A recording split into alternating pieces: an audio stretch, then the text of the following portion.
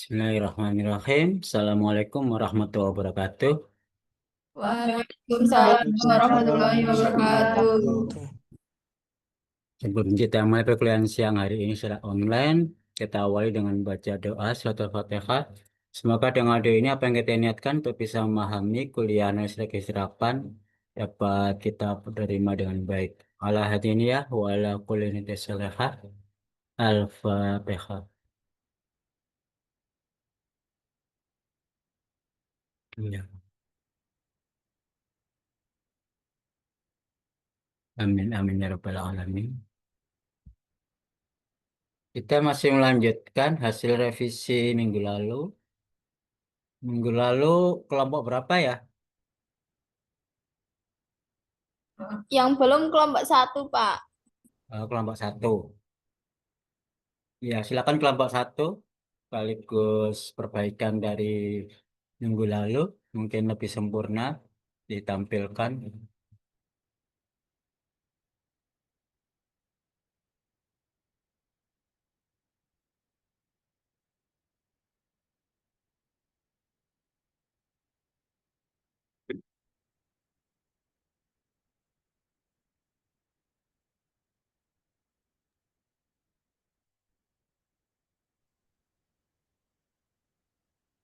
Assalamualaikum warahmatullahi wabarakatuh.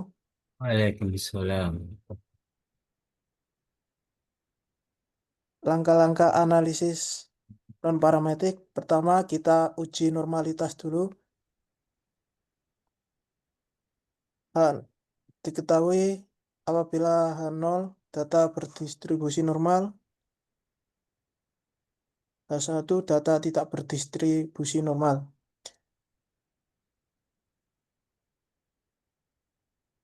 Dari gambar tersebut diketahui bahwa nilai p-value kurang dari 0,05. Oleh karena itu, H0 ditolak sehingga berdistribusi tidak normal. Selanjutnya adalah uji autokorelasi.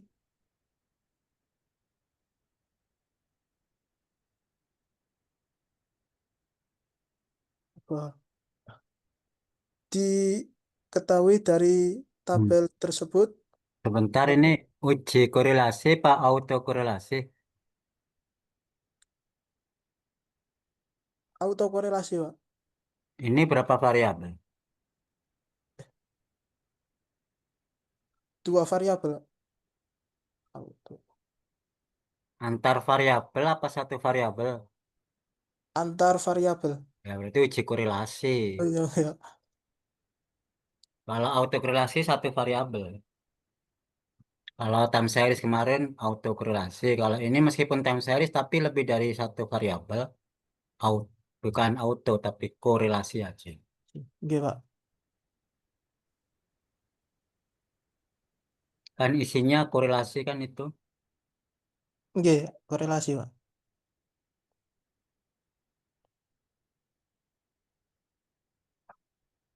Oh, apa?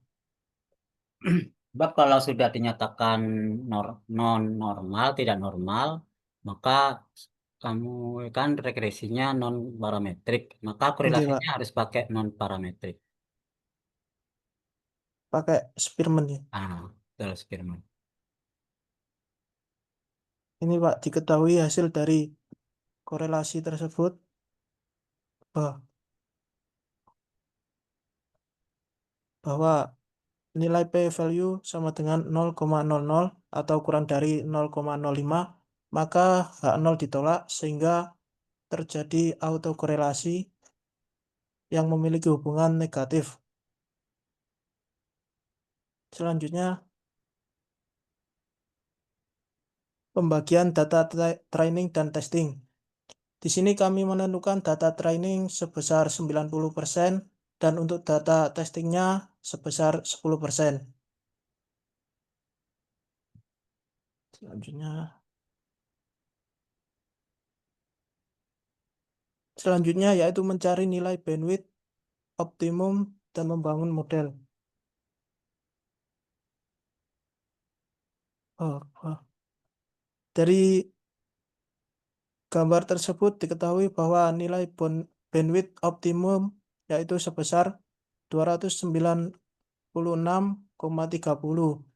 Nilai ini menghasilkan model yang dengan residual standard error sebesar 1,232 dan nilai R squared sebesar 0,627 yang dapat mengindikasikan bahwa model mampu menjelaskan bahwa 62,7% variasi inflasi berdasarkan kurs USD.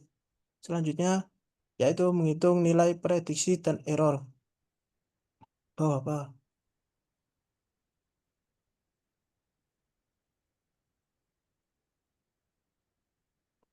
Diketahui hasil prediksi yaitu perbandingan antara nilai aktual dan prediksi menunjukkan bahwa performa model prediksi dalam memperkirakan data secara umum terdapat variasi yang cukup besar antara hasil prediksi dan nilai aktual. Pada beberapa kasus seperti baris ke-1 atau ke-8, model memberikan prediksi yang sangat dekat dengan nilai aktual, ditunjukkan oleh nilai error yang kecil. Namun terdapat juga kasus dengan kesalahan prediksi seperti baris ke-4 dan baris ke-5, di mana error mencapai lebih dari 2 hingga 3 satuan. Error positif menunjukkan bahwa model mengestimasi lebih rendah dari nilai aktual. Sementara error negatif berarti model melebihkan nilai aktual. Variasi dalam error ini mengindikasikan bahwa model belum sepenuhnya konsisten dalam melakukan prediksi. Oleh karena itu, meskipun model ini mampu memberikan hasil yang cukup baik pada beberapa data, secara keseluruhan masih diperlukan evaluasi dan kemungkinan penyempurnaan model, sehingga prediksi menjadi lebih aktual dan akurat. Selanjutnya adalah evaluasi model. Di sini kami memperoleh mean absolute error sebesar 1,085, mean squared error MSE sebesar 2,0553, RMSE sebesar 1,433 dan MAPE-nya sebesar 34,65%. R squared-nya sebesar 0,57. Diketahui berdasarkan hasil MAPE sebesar 34,65%, maka data terbilang cukup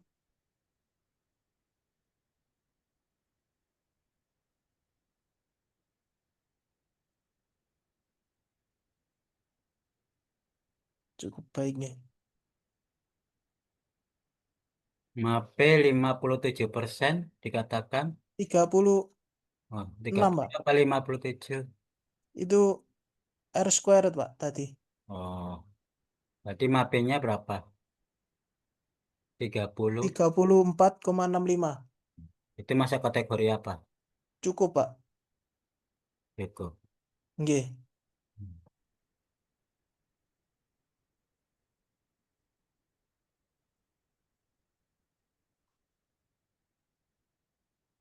Sudah, Pak, dari kami, Pak. Ini belum dibagi training testing. Sudah, Pak. Yang di atas tadi, Pak. 90% sama 10%. Gambar regresinya yang testing untuk menghitung MAPE mana? Gambar regresi.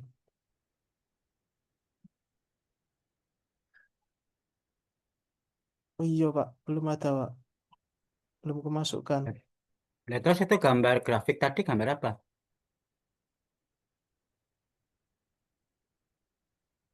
Ini gambar apa? Testing apa training?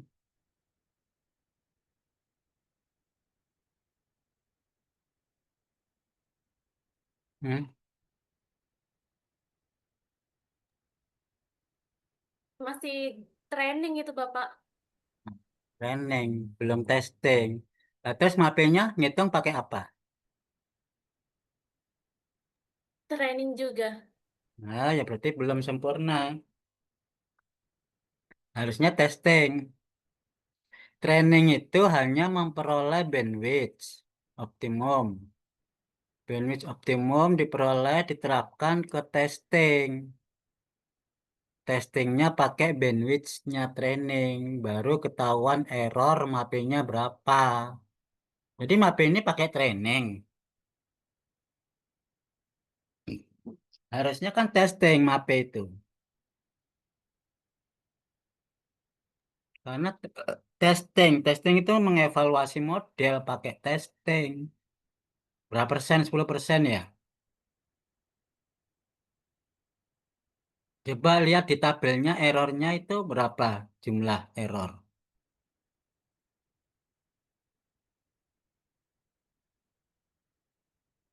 Jumlahnya berapa total. Ini nggak ditulis sih. Observasi keberapa 11. atau tanggal keberapa atau bulan keberapa waktunya masing-masing. Jadi biar tahu dia training apa testing.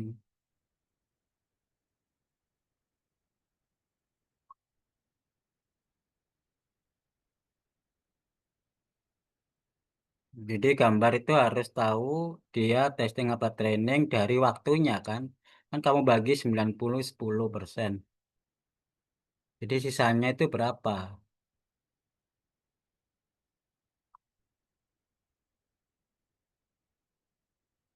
Kalau mappingnya udah cukup, maka lanjut ke forecasting. Forecastingnya juga belum toh.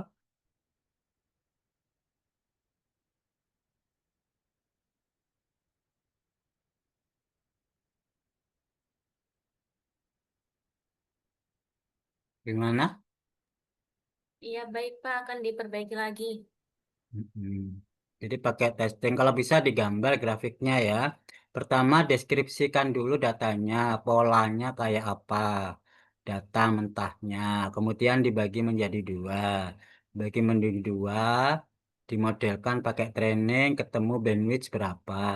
Bandwidthnya ketemu yang optimum, itu juga harus ditampilkan hasilnya bandwidth. Kok bisa dia ketemu optimum satu itu. Kan ada banyak bandwidth yang dicoba. Ada banyak bandwidth yang dicoba. Memang betul aplikasi itu langsung kamu tentukan. Tapi apakah dia menjadi optimum? Belum tentu. Dicoba yang lain, bandwidth yang lain. Sehingga nilainya optimum. Berdasarkan nilai GCV loh ya. Kita pakai GCV aja kalau bandwidth. Kemudian bandwidth optimum itu GCV yang minimal. Dari GCV yang minimal, kemudian bandwidthnya diterapkan ke training. Training dipakai sehingga ketemulah nilai prediksi menggunakan bandwidth tadi dibandingkan data aktual testing. Ketemu error. Errornya ini dihitung MAPE. MAPE-nya cukup apa tinggi atau kurang tergantung dari nilai MAPE. Kalau MAPE-nya cukup, tidak kurang, maka bisa diteruskan ke forecasting. Forecasting itu menaksir ya satu periode atau beberapa periode yang akan datang, yang belum ada datanya. Terus itu digambar juga polanya biar ketahuan. Kemarin pernah kita coba forecasting, polanya kan masih belum sesuai ya dengan pola tren datanya. Tren datanya fluktuatif naik turun, tapi forecastingnya flat linear itu nggak bisa, nggak sesuai. Itu yang kemarin ada diperbaiki itu.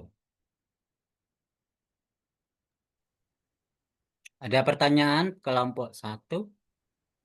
Cukup Pak. Untuk Cukup, saat ini ya? masih belum Pak. Hmm. Oke, Makasih. dilanjutkan kelompok lain yang sudah berhasil direvisi, diperbaiki. Silakan ditampilkan untuk mewakili. Mungkin sampai forecasting. Kan minggu lalu ada yang direvisi toh sampai sempurna.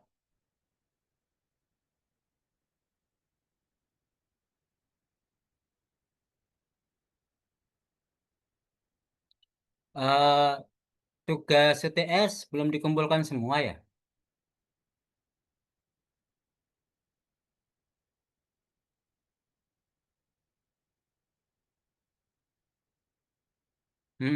Belum. Kalau kelompok sudah, Kelompok sudah, sudah Pak. kelompoknya Dea sudah. Kelompoknya sudah 2.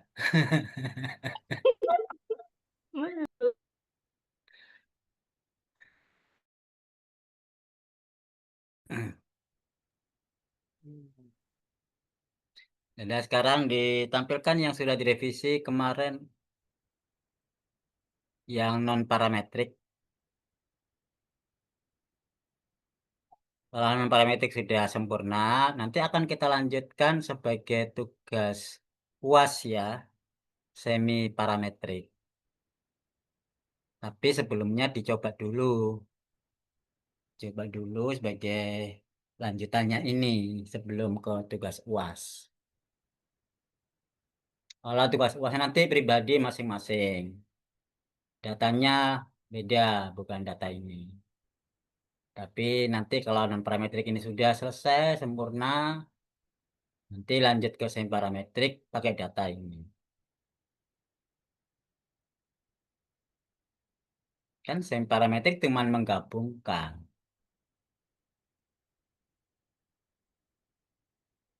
Kita tinggal berapa pertemuan lagi sih? 1 kali minggu depan kalau nggak salah ya. Telat-telatnya lah. Hmm? Iya Pak, tinggal 1. Nggak 1 pertemuan. Sehingga nanti minggu depan kita bahas semi parametrik. Tapi sebelum dibahas kan dikasih tugas dulu untuk ditampilkan. Nanti karena itu akan menjadi seperti itulah tugas UASnya. Nah, non parametrik ada yang sudah disempurnakan nggak? Untuk non parametrik minggu lalu kan ada yang direvisi dari kelompok lain. Tapi kelompok 1 ditampilkan nggak mempelajari revisinya kelompok lain kemarin.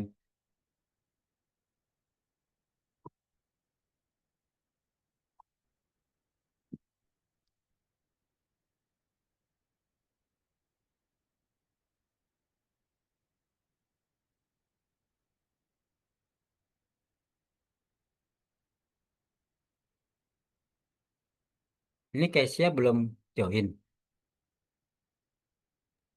Izin Pak, Hmm? masih di jalan tadi Pak. Mana?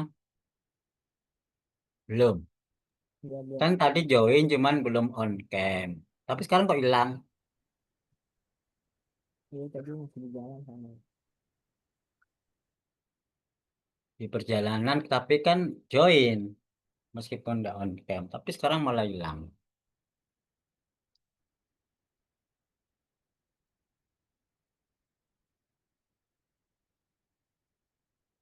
Ada yang mau ditampilkan atau tidak perlu dibahas?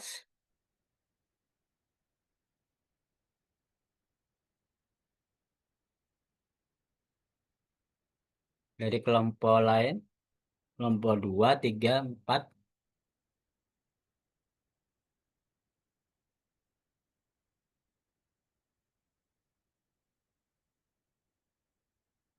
nggak ada. Nggak apa-apa kalau nggak perlu dibahas.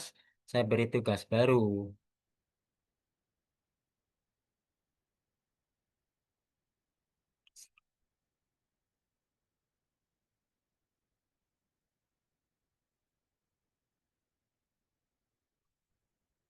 Nggak ada.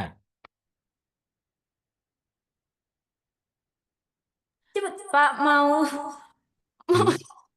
Mau apa? Mau ke belakang?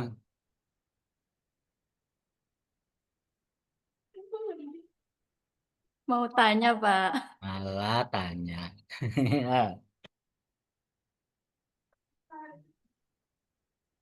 Itu setelah setelah menemukan bandwidth itu gimana Pak? Stepnya. Setelah menemukan bandwidth optimum dari training, kan dicoba bandwidth yang lain, ada banyak bandwidth. Cari yang minimum GCV-nya, tapi tampilkan dulu bandwidth-nya apa saja, nilai GCV-nya berapa saja masing-masing. Pilihlah yang minimum, maka dia dikatakan bandwidth optimum. Terus diterapkan ke testing menggunakan bandwidth tertentu tadi. Kalau training kan masih coba-coba bandwidth-nya macam-macam. Tidak satu bandwidth, terus diterapkan kalau sudah optimum ke testing. Bandwidth-nya tertentu. Ditemulah errornya dari regresi yang terperoleh.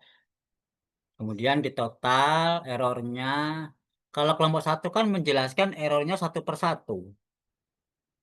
Ada yang besar, ada yang kecil. Tapi ternyata, tapi apa ya, gambarnya nggak kelihatan. Mana besar kecilnya nggak kelihatan kan. Lebih baik digambar error itu. Kemudian dicari totalnya. MAPE, MSE, atau MAE. Tapi yang dipakai kan MAPE. Karena MAPE itu ya dasarnya ya MSE. MSE dasarnya ya MAE. Jadi kalau MAPE ya MAPE aja gitu. Udah terwakili yang lain. Karena persentase. MAPE-nya cukup, maka lanjut ke forecasting yang datanya belum ada. Makanya gambar itu tanggalnya harus kelihatan. Sekian sampai tanggal sekian training, sekian sampai sekian testing, sekian sampai sekian forecasting. Itu ya.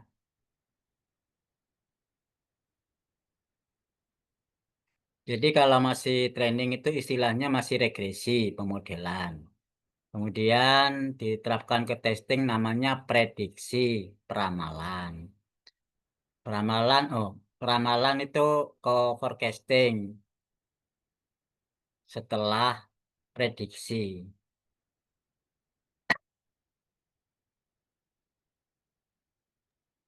Pak, berarti bandwidth itu pakai data training atau semua data, Pak? Data training. Oh, Jadi terus bandwidth itu kan diperoleh dari ring atau datanya prediktor. Ya, kita ngambil data prediktor, data-datanya kita pakai nilai bandwidthnya ditentukan dari data prediktor training.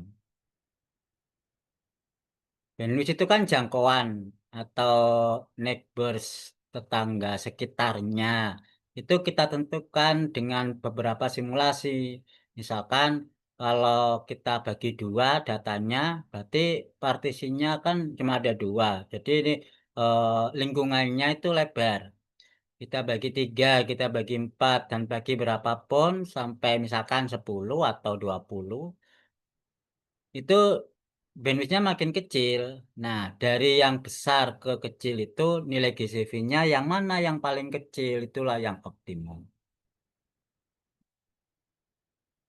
Tapi namanya bandwidth makin kecil, itu kan apa ya, partisnya makin banyak kalau intervalnya makin kecil. Interval makin kecil, jadi dia makin banyak menyentuh data, tapi dia bergerigi, nggak mulus, nggak halus, nggak kelihatan polanya. Tetapi kalau terlalu besar, dia itu mulus, cuma nggak menyentuh banyak yang nggak disentuh datanya. Jadi makin bias. Itu namanya underestimate sih, underestimate karena banyak yang di luar garis regresi. Tapi kalau titiknya banyak disentuh karena intervalnya makin kecil, itu bergerigi, polanya bukan mulus, dia nggak kelihatan polanya. Itu namanya overestimate. Terlalu banyak yang diestimasi.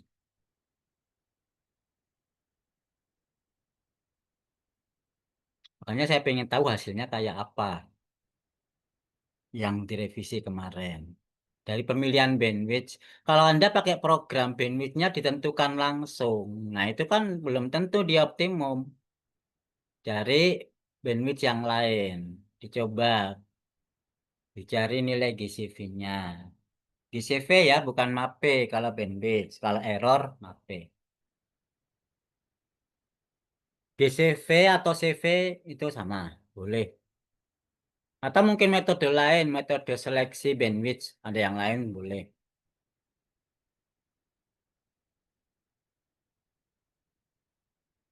Semua metode pakai bandwidth ya, karena kita pakai pembobot kernel. Itu menggunakan bandwidth. Baik spline, polynomial lokal, apalagi kernel, itu semua pakai nilai bandwidth.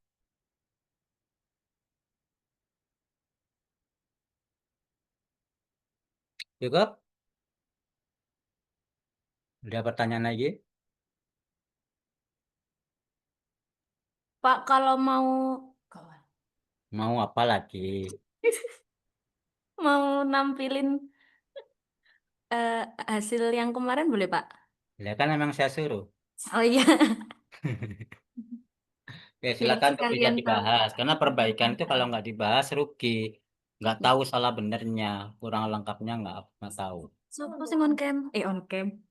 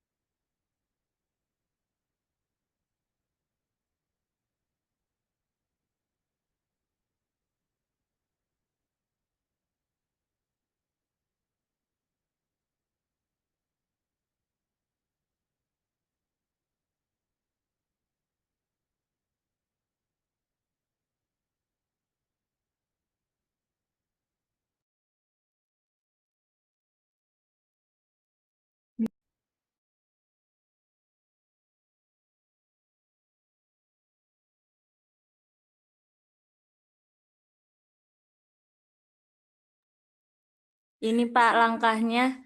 Yang pertama kan uji normalitas.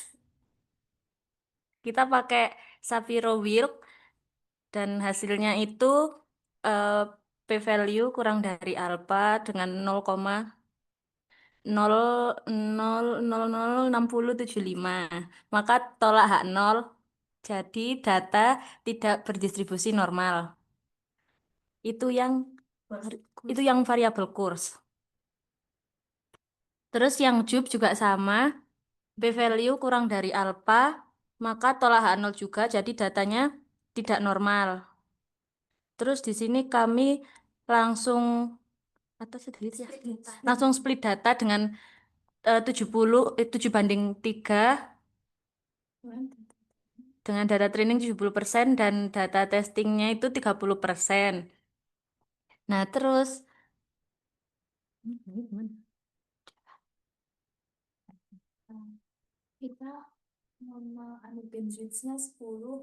nah, kita itu nyoba bandwidth-nya 10, 100, 300, 350 sama 500. Nah, yang R square-nya paling besar itu yang bandwidth-nya 350 dengan nilai errornya itu paling kecil 793,631. Nah, tapi itu Pak, ini kita udah pakai data testing. Iya. Coba ke bawah. Kita masih sampai sini, Pak. Soalnya bingung lanjutannya gimana. Itu hanya 350. CUB kamu, ya CUB ya ini ya. Minimal berapa? Maksimal berapa?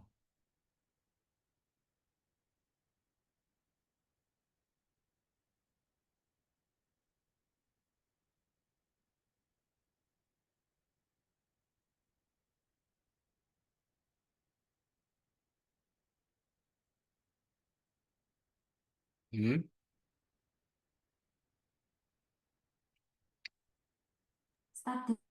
Bentar, Pak.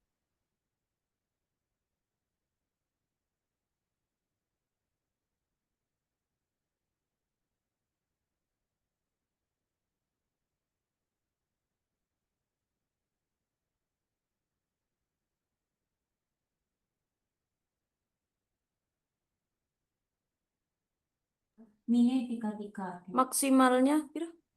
Maksimal 902. Maksimalnya 900 berapa? Maksimalnya itu 9.26.212. Kalau minimalnya 10 juta. 3 juta. Nah, 3. minimal aja 3 juta sekian, maksimalnya 9 juta sekian. Iya kan? Ringnya berarti berapa? Misalkan 10 ke 3, 7 juta kan? Jaraknya ring itu 7 juta minimal ke maksimum. Nah, kalau bandwidth kamu 350 itu kan terlalu kecil karena 7 juta dibagi 350 nanti ada berapa lokalnya, ada berapa partisi. Jadi kalau digambar tuh dia nanti akan overestimate, terlalu banyak menyentuh data. Gambarnya ada nggak, Mbak? Hasil regresi testing. Pasti banyak data yang disentuh, nggak punya pola nanti. Gambarnya ada nggak?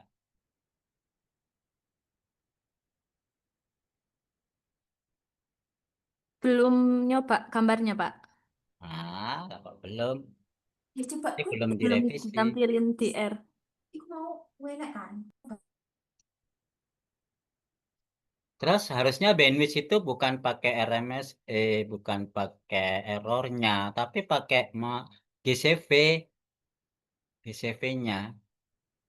Kamu nggak pakai GCV, CV pun tidak. Bandwidth itu bukan menggunakan MAPE, bukan menggunakan errornya. Error itu hanya untuk evaluasi model. Dan R square nggak dipakai ya Mbak, karena ini non parametrik. R square itu parametrik.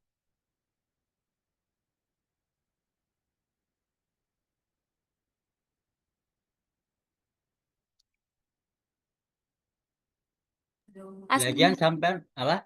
aslinya itu sudah nyoba, Pak, ditampilin gambarnya. Cuma gambarnya itu jelek. Jadi Ya enggak. memang jelek. Oh, saya coba ditampilin aja. Itulah overestimate. Gambarnya jelek. Nggak ada pola kan, nggak punya pola lah. Ini, Pak. Oh, gambarnya sampean. Jadi kok 1.000? Katanya minimal 3 juta. Itu kok 1.000? Itu kurs apa CUB?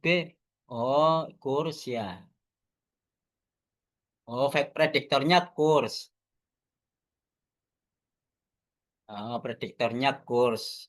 Prediktor minimal 10.000, maksimal 18 ya. 16.000 atau 17.000. Kalau digambar jelek, jelek itu bukan berarti gambarnya, ini gambarnya yang salah. Coba digambar pakai Excel kalau nggak bisa. Data regresinya dengan data aktual,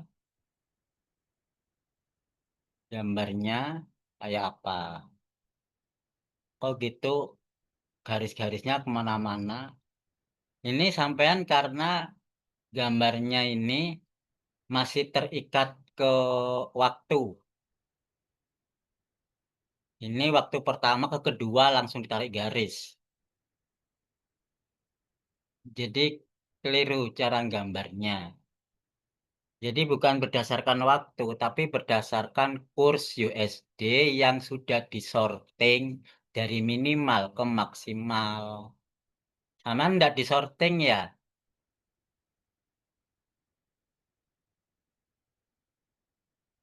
Diurutkan datanya berdasarkan kurs.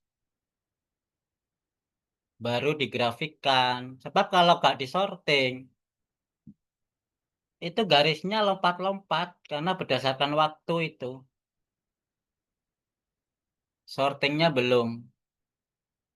Padahal non parametrik itu berdasarkan X, prediktor, minimal maksimal.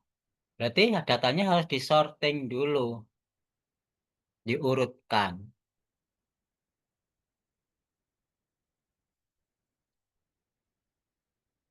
Kalau nggak bisa pakai manual Excel, di sorting, baru digambar.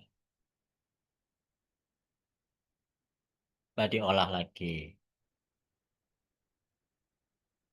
Pak, berarti yang maksudnya di sorting itu dari kursnya yang minimum ke maksimum gitu, Pak. Tapi yang kurs. Ya semuanya.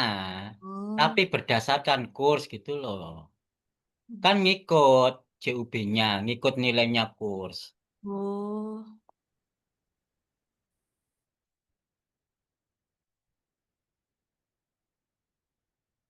Karena dia data berpasangan. Kalau pasangannya disorting ke atas, dia harus naik ke atas juga, nggak bisa. Ya percuma kalau disorting cuman kurs CUB-nya tetap nggak pasangannya beda nanti.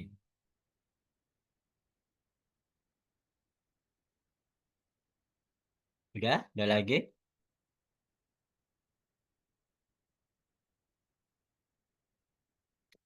Kalau yang lain bagaimana hasilnya? Untuk gambarnya ada yang lebih bagus.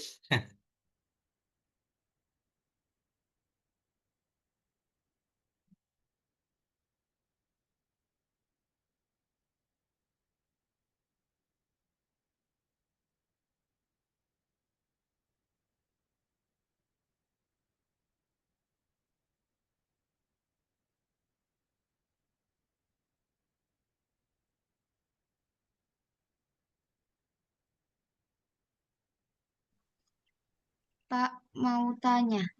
Silahkan.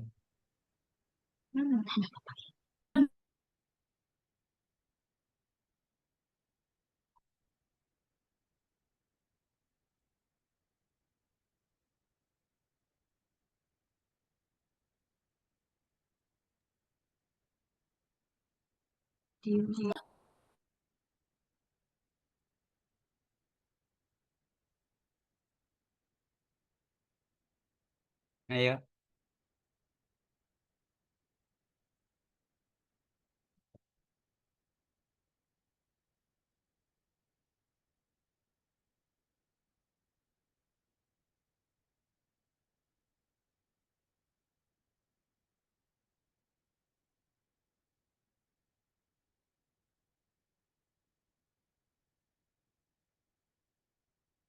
Jadi nanya nggak?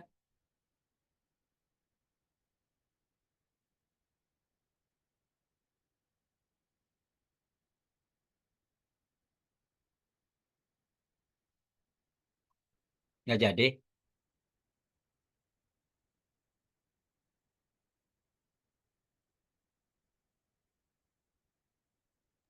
Kayaknya Nisa Nur di mute deh. Bingung deh ya. Ya udah kalau bingung saya tampilin aja contohnya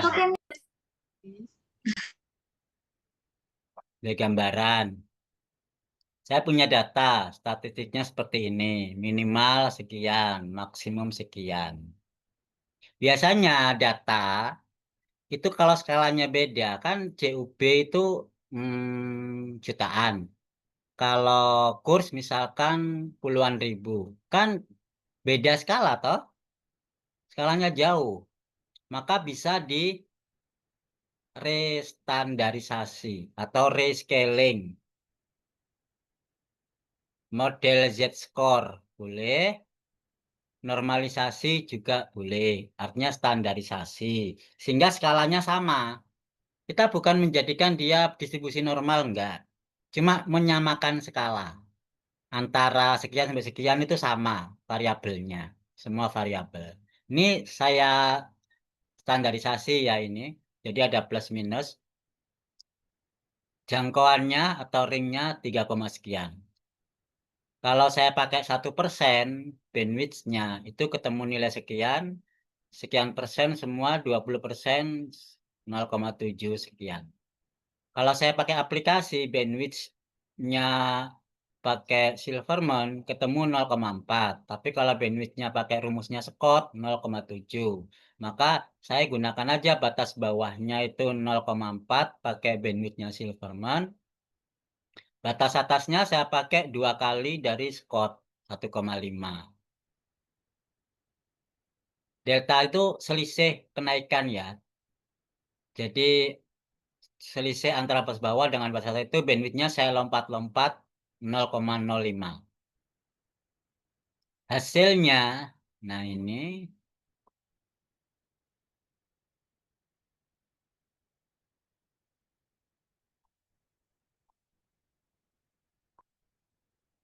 hasilnya bisa kita lihat untuk setiap bandwidth ini ditemukan nilai GCV seperti ini. Ya kita pakai GCV-nya aja, meskipun bisa menghitung MSE maupun MAPE termasuk R kuadrat, tapi yang kita fokuskan GCV yang minimal. Ketemulah bandwidth optimumnya adalah 0,14, bandwidth paling minimum. Nah, kemudian kalau kita gambarkan grafiknya dari perubahan bandwidth tadi itu seperti ini. Ini gambarnya yang ini. Bandwidth-nya yang minimal GCV di sini 0,14 sekian. Yang lain tinggi GCV-nya. Sehingga gambarnya saya pakai bandwidth 0,4 sekian. Itu adalah seperti ini. Dia memang bergerigit, tapi mengikuti data. Ya, tidak semua titik tercover, betul. Tapi kebanyakan tercover. Ya, begitu ya. Errornya bisa digambar, error itu kan selisihnya aja. Ini gambarannya aja.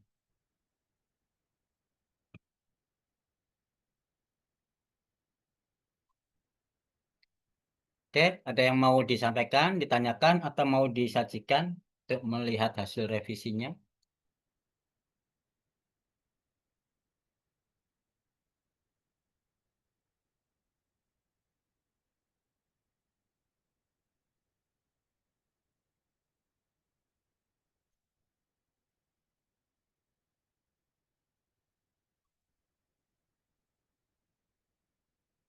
Berarti revisi kemarin belum dilakukan ya, kelompok 1, 2, 3, 4.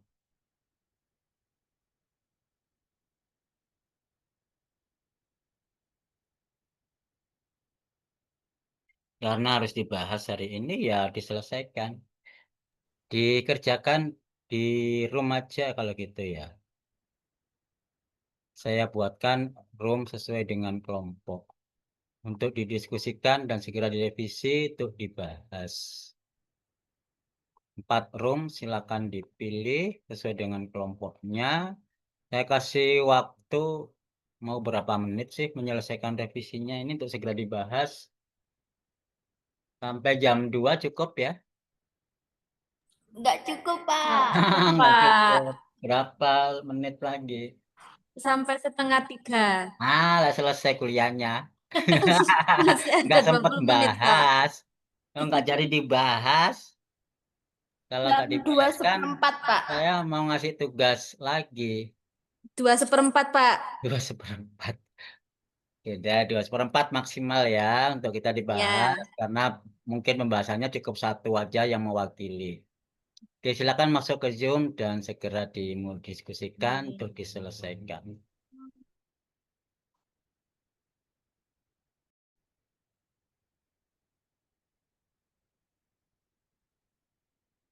Hasil kelompoknya sudah bisa ditampilkan. Siapa yang mewakili dulu?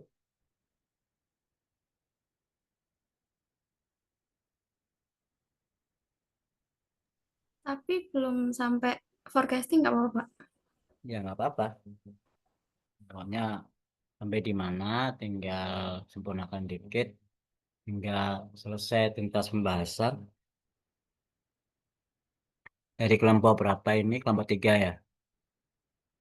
Iya, Pak.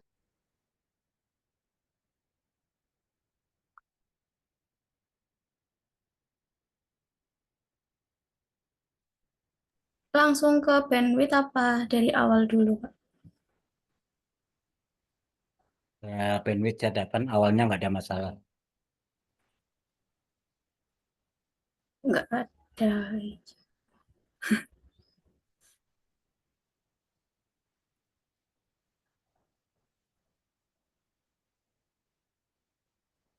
Nih.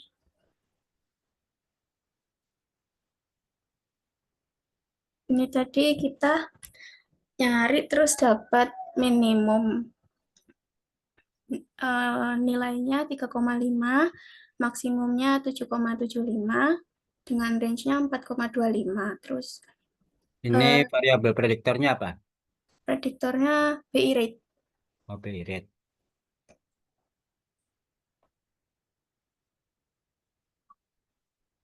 BI rate maksimum 7,75, minimum Iya, 3,5. Terus terus jangkauannya 1%, 5%, 10%, 15, 20, tuh segini.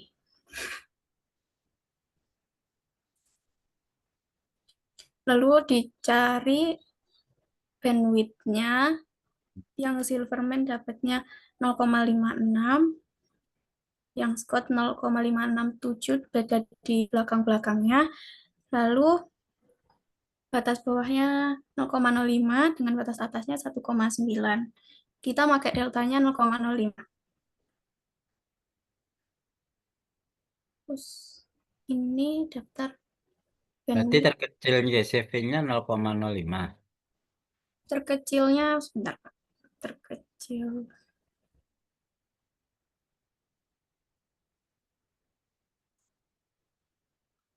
Iya, Kalau berasumsi semakin kecil, GCV makin kecil, berarti benar. Kalau dijebak 0,04, 0,01, bisa jadi GCV-nya lebih kecil. bisa jadi. Nah iya, berarti dia belum optimal.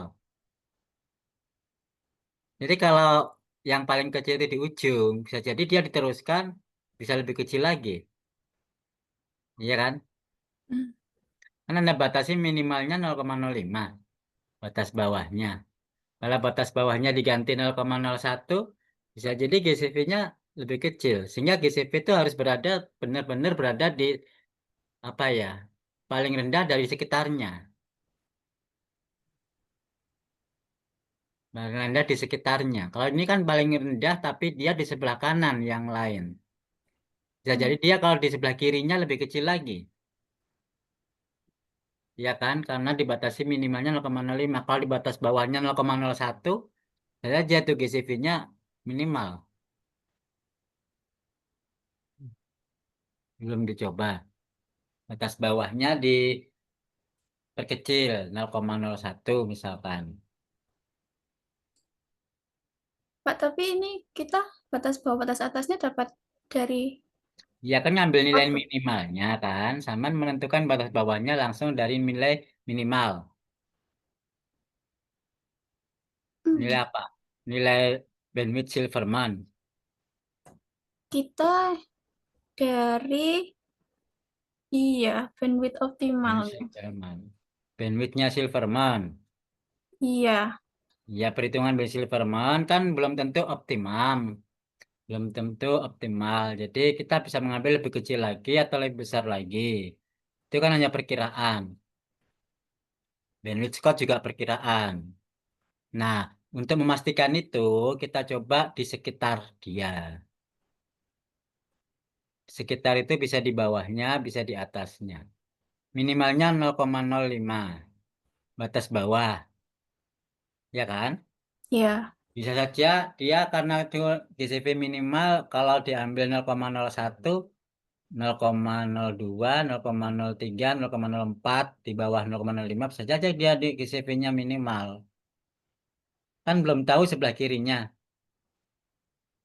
Tahunya sebelah kanan. Kebetulan dia GCV minimal bisa jadi lebih kiri atau kurang dari 0,05, GCV-nya makin kecil. Bisa dicoba lagi berarti. Artinya kalau bisa nilai bandwidth-nya itu bukan berada di ujung. Jadi berada di minimal secara global. Sebelah kiri dan sebelah kanan, bukan di ujung saja. Hmm. Kalau memang benar dia lebih kecil daripada yang kurang dari 0,05, maka sudah diyakinkan bahwa dia minimal. Tapi kita kan belum tahu sebelah kirinya itu dia lebih kecil atau lebih besar.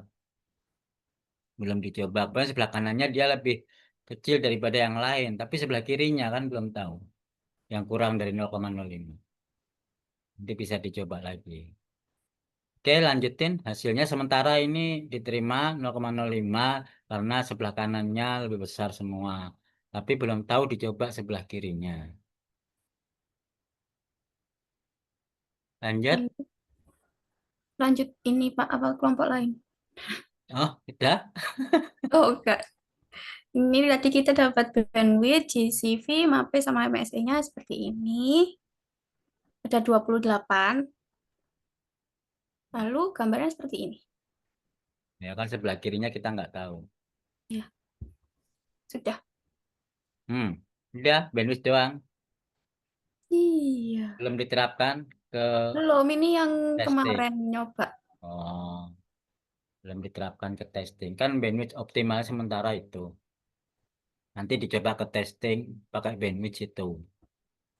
Datanya Iya, kita testing, hasil akurasinya kayak apa, errornya bagaimana, mappingnya berapa. Kalau mappingnya udah dikatakan cukup, lanjut ke forecasting. Kalau nggak cukup, kurang, nggak boleh forecasting. Berarti modelnya jelek. Oke, ada pertanyaan mungkin dari kelompok 3 atau kelompok lain?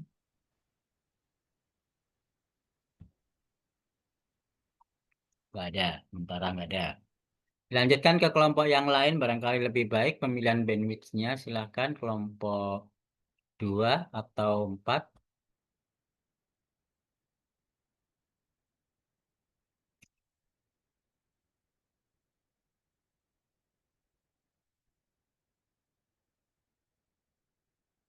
Tadi kelompok 2 atau kelompok pas? Kelompok 4 izin share screen, Pak. Oke. Bisa saya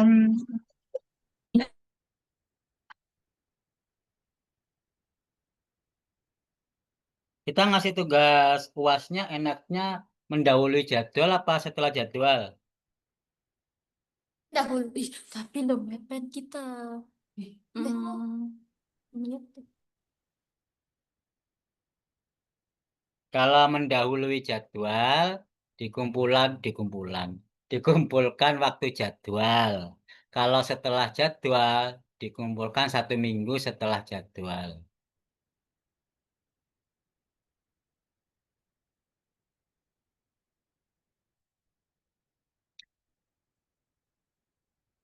Udah, nanti rembukan polling aja.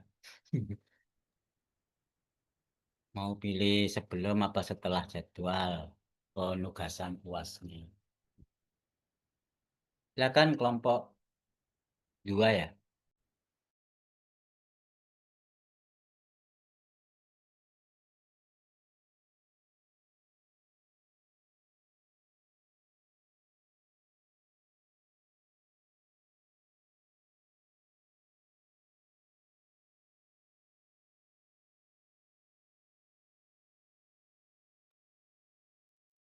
Aulia ini kelompok 4.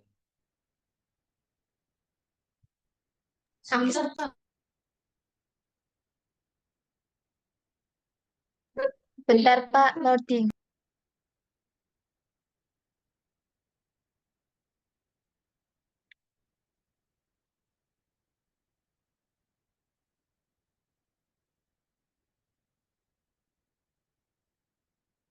By the way, ini yang ikut analisis lagi terapan semua masuk konsorsium statistik ya.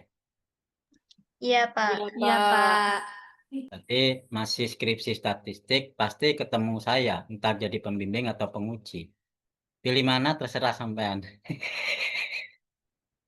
Kalau jadi pembimbing ya saya bantu, kalau jadi penguji ya saya uji. Dibantu juga, Pak. Dibantu nanti kalau misalkan bukan jadi pembimbing ya revisi-revisinya diuji, tapi revisinya ya juga dibantu sama. Tapi kalau pembimbing kan ya bimbingnya mulai awal sampai akhir.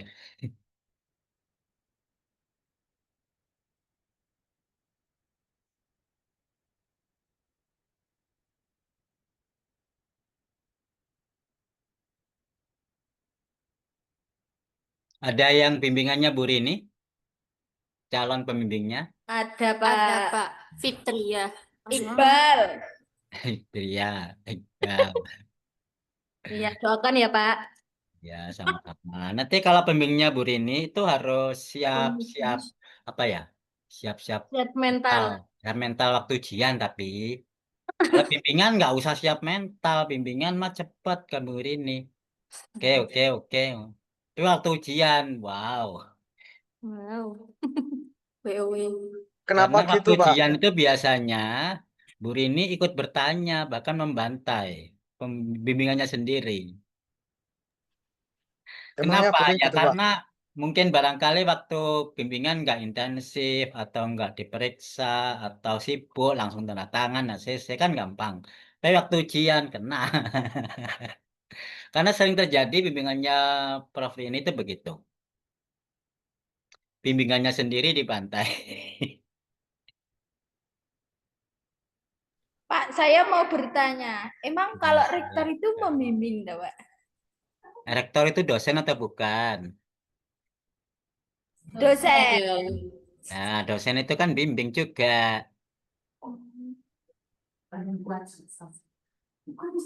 Rektor itu cuma tugasnya, Mbak. Rektor maksudnya. Iya, nanti Iya, kalau Pak, Bu Rini rektor. jadi rektor, Pak. Nah, rektor masih dosen atau bukan?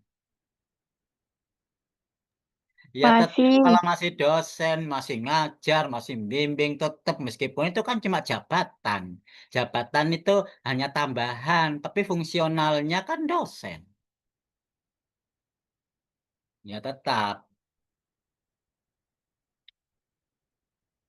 Jangan dikira rektor, mentang-mentang rektor nggak mau ngajar, nggak mau bimbing. Wah, nanti malah nggak dapat tunjangan dosen. Karena fungsionalnya nggak berlaku. Tetap, kalau rektor itu hanya jabatan. Fungsional utamanya, kewajiban utama dosen. Rektor jabatan tambahan. Tapi biasanya tambahan gajinya lebih besar ya. Gajinya rektor kan lebih besar daripada dosen biasa. Ya mudah-mudahan aja Prof ini jadi rektor ya. Banyak santek milih Prof Reni. Jadi akan menjadi rektor perempuan pertama yang di Malang loh ya. Rektor perempuan pertama.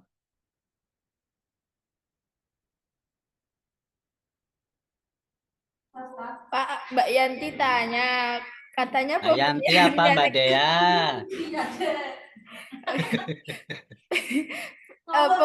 Pemilihannya kapan, Pak? Wah, pemilihan maksudnya pemilihan apa? Rektor.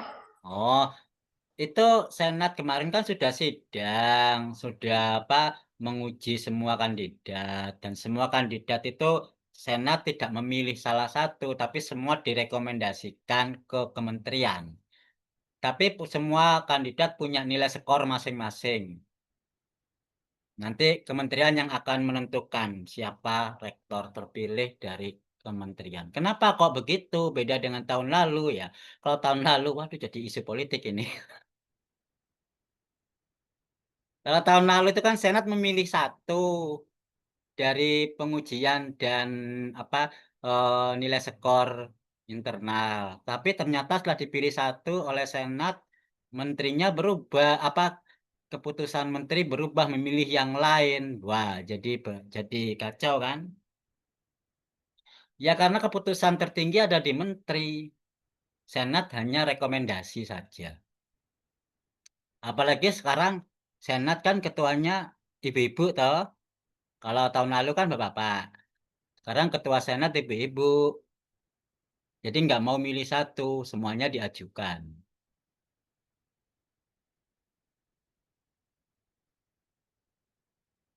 Memang yang memilih bukan dosen, bukan mahasiswa, milih rektor bukan. Yang milih rektor itu kementerian, karena rektor itu dipilih menteri. Bertanggung jawabnya kepada menteri. Kalau yang milih dekan ya rektor, karena bawahannya rektor. Yang memilih kaprodi, itu adalah dekan tapi atas rekomendasi dosen. Ya, kalau yang memilih presiden SEMA mahasiswa.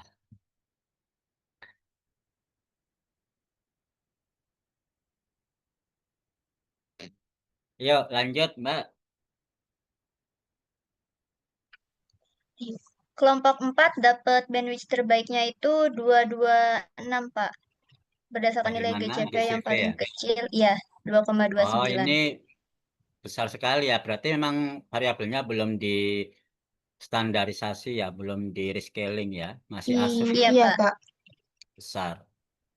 Terus Sejauh ini masih Baru itu, Pak. baru bandwidth. Soalnya yang kemarin Soalnya kemarin cuma pakai satu bandwidth. iya. di bandwidth. Kalau hasilnya kemarin bandwidthnya dengan yang sekarang kira-kira terlalu jauh nggak nilai bandwidthnya? Bandwidth yang kemarin itu dapatnya saat ini gitu. Iya. Kemarin 119 dapatnya.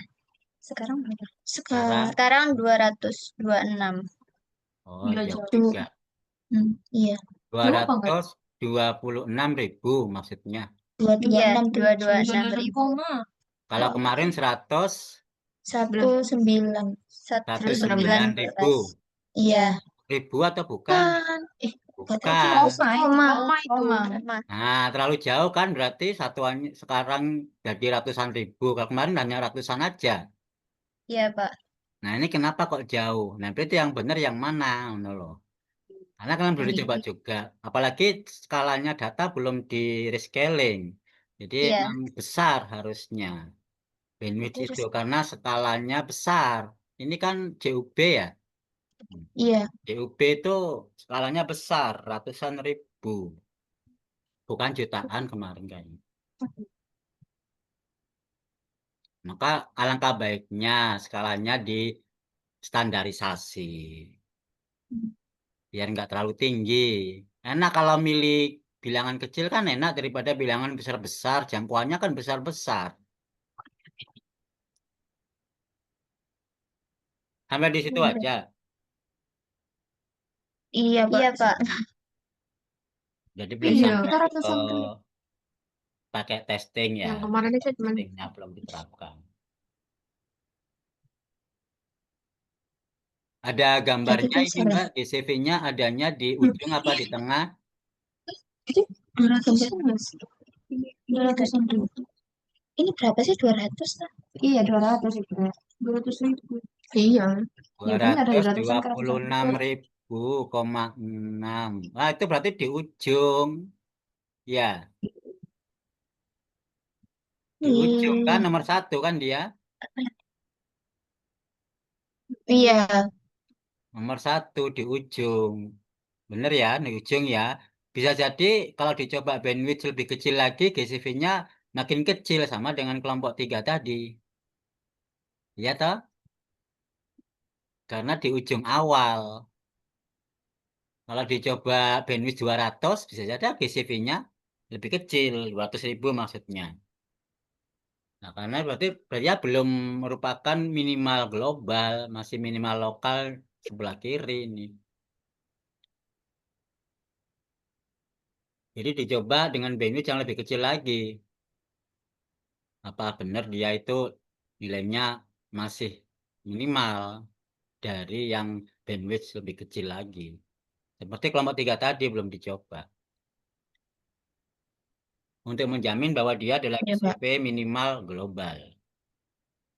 Jadi intervalnya dia berada di tengah-tengah, bukan di ujung. Bukan di tengah-tengah sih, di antara.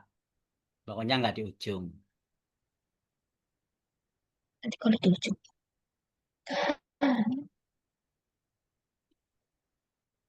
Udah, Tanya enggak? tanya lah.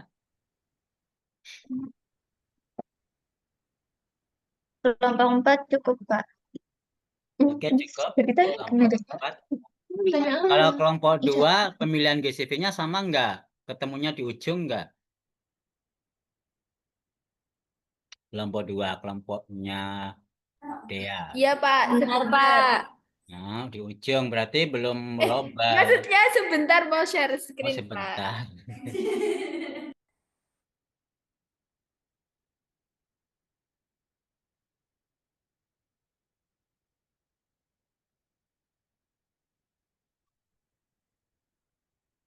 Itu gambar apa ya? Ini pakai MATLAB. Oh, pakai R Studio.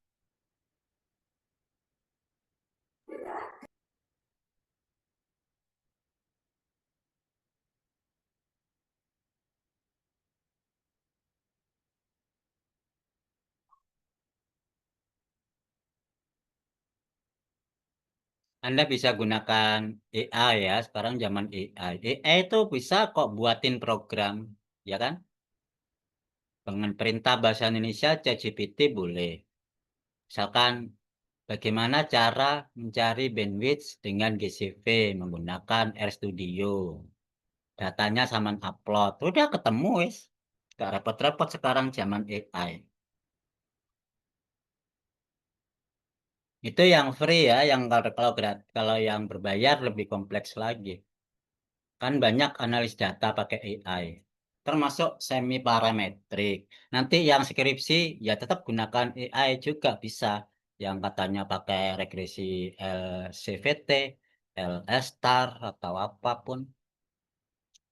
Sehingga programnya nggak perlu pakai apa program sendiri, apalagi program buatin orang yang nggak paham, berbayar dan seterusnya. Kalau misalkan susah, bisa pakai GoLab, apa namanya? Colab ya, pakai Google Colab, pakai R Studio bisa. Colab itu laboratorium bersama secara internasional global ya. Itu programnya bisa di-share, bisa didiskusikan oleh orang lain juga. Yang benar yang mana kritikannya. Itu bisa collab namanya. Dan itu nggak perlu install program karena tersimpan di cloud-nya Google. Banyak skripsi yang menggunakan Colab ya sekarang, jadi nggak perlu install macam-macam. Semua data program ada di situ, tinggal pakai. Bisa didiskusikan dengan grup komunitasnya yang ikut Colab itu. Kalau ada rembukan-rembukan atau revisi langsung di situ.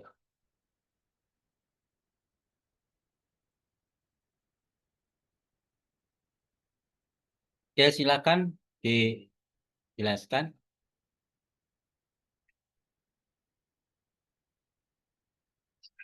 Ini hasil data yang udah distandarisasi, Pak. Itu GCV-nya. Terus gambarnya? Gambar. Oh, gambarnya.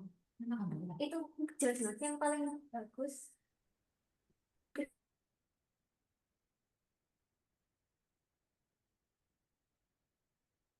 Di standarisasi kok masih ratusan? Belum standarisasi ya.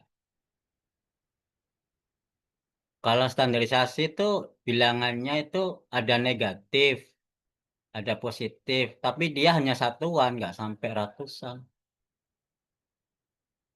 Coba sih data scalingnya, rescalingnya, benar enggak? Yang distandarisasi kamu apa Z apa D-nya? Y apa X-nya?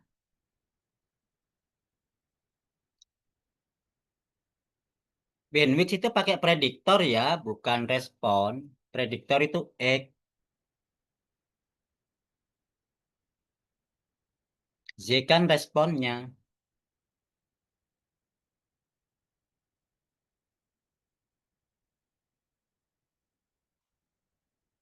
Pak, Salah ya? Pak, tadi yang distandarisasi itu yang X-nya. Kan bandwidth pakai X, bukan Z. Distandarisasi semua variabel distandarisasi, jangan salah satu. Tapi bandwidthnya menggunakan X. Oh, berarti kita salah paham, Pak. Ah,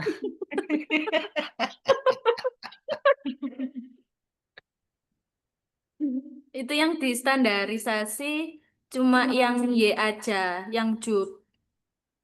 lah buat apa wong bandwidthnya itu yang X? Ya kan, bandwidth-nya kelihatan angka 100, 200, 500. Itu belum distandarisasi, jelas itu. Standarisasi itu ada negatifnya, ada positif. Namanya standar. Karena standarisasi itu rata-ratanya 0. Di sekitar 0. Berarti kita cukup ya pemilihan bandwidth-nya, yang penting bisa diperbaiki. Iya, Pak. Oke. Minggu depan akan kita bahas semi parametrik. Model terakhir di kuliah ini. Ya, semi parametrik itu gabungan antara parametrik dan semi parametrik. Untuk tugas minggu depan, penjelasannya akan saya perlihatkan. Zaman sudah parametrik, sudah selesai dan sudah diperbaiki. Tetapi non parametrik yang belum diperbaiki, tapi yang jelas bisa dikerjakan. Nah, bagaimana menggabungkan dua regresi tersebut antara parametrik dan non parametrik, itulah menjadi semi parametrik.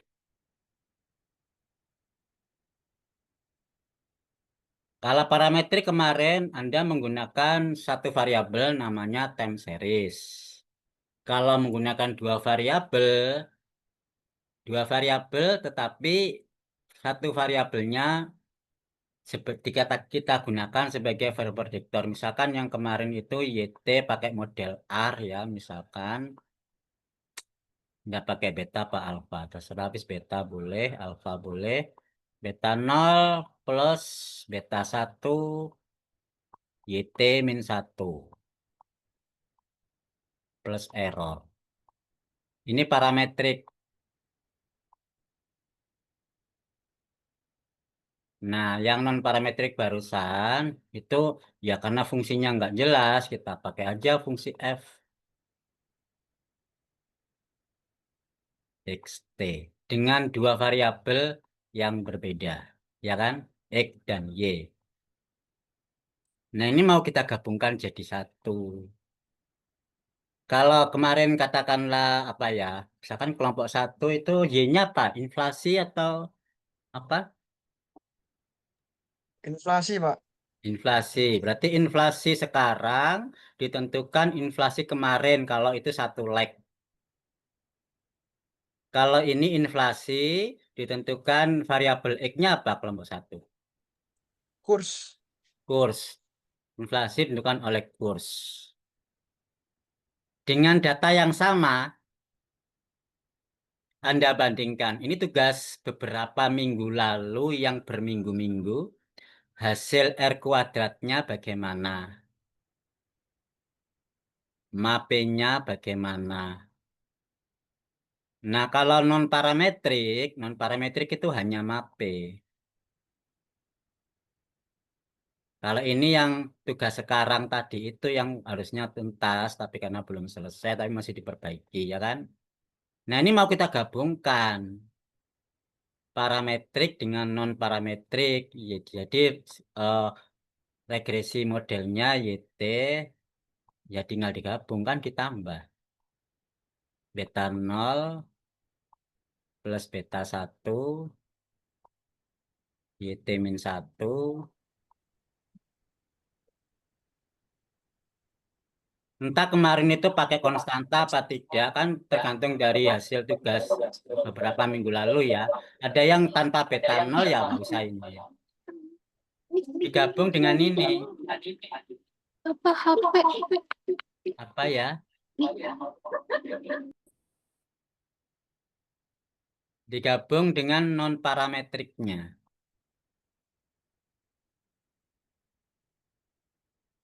Plus error.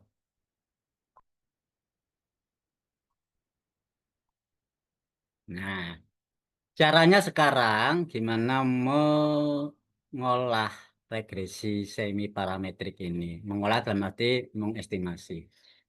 Ini dipindah ruaskan ke kiri. Beta 0 min beta 1 YT min 1 sama dengan Fx.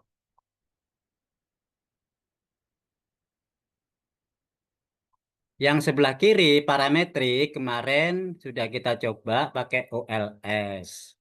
Pakai OLS kan ketemu lah betanya ini toh. Ini kita simbolkan ZT bintang boleh atau ZT boleh. Biar nggak simbol Z. Pakai ZT boleh. Nah yang sebelah kanan tetap. Penyelesaiannya kan berarti tinggal penyelesaian yang non parametrik ini yang tadi itu. Tetapi kalau tadi kan pakai menggunakan YT. Yang minggu depan menggunakan YT bintang. YT bintang itu ini. Nah ini dievaluasi hasilnya MAPE. Berapa yang apakah MAPE-nya cukup tinggi, akurat, atau bagaimana. Dia pakai MAPE, bukan R kuadrat. Karena ini semi parametrik, di dalamnya ada non parametrik. Sehingga menjadi aturan non parametrik. Jadi misalkan gini, ada di sini normal, ini enggak normal. Normal dicampur tidak normal, hasilnya apa?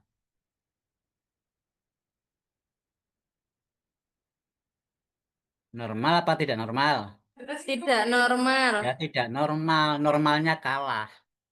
Jadi ada satu kelas, satu yang bikin gaduh.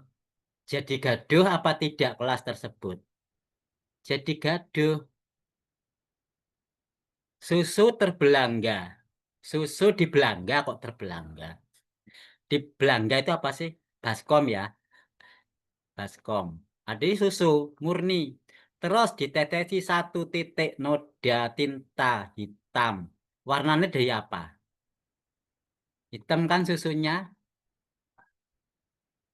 Kalau nggak percaya buktikan. Jadi meskipun satu titik noda rusak susu di belangga ini. Sehingga dari normal digabung dengan tidak normal jadinya tidak normal. Pakai aturan MAPE. R kuadrat tidak bisa. Karena ini parametrik digabung non parametrik meskipun namanya semi parametrik maka dia tetap menjadi non parametrik yang mewarnai. Parametriknya kalah. Paham ya? Tugas minggu depan tinggal digabung bagaimana hasil beberapa minggu lalu dengan bagaimana tugas tadi. Minggu depan bagaimana tugas MAPE. Bandingkan ketiganya ini. Mana yang terbaik adalah MAPE terkecil. Apakah parametrik, non parametrik, atau justru di sebaliknya semi parametrik digabung yang hasil model terbaik. Ini bisa jadi bahan lahan artikel. Kalau skripsi tidak ya, karena skripsi sudah banyak ini. Skripsi nggak diperkenankan karena sudah banyak yang pakai ini. Jadi tugas ini untuk minggu depan. Dengan data sampean tetap masing-masing kelompok. Bisa dipahami tugasnya? Ada pertanyaan?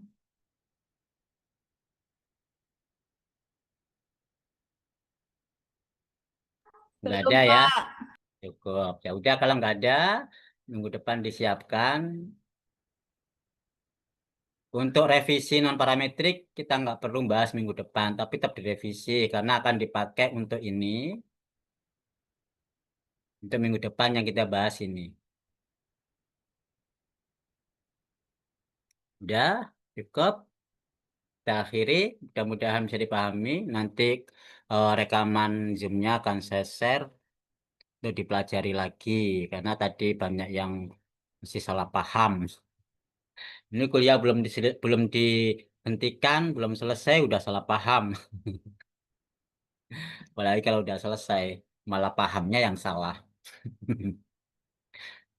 Terima kasih, kita akhirnya berhamdulillah sama. Alhamdulillahirabbil alamin. Billahi taufiq wal hidayah. Sekian. Assalamualaikum warahmatullahi wabarakatuh. Waalaikumsalam warahmatullahi wabarakatuh.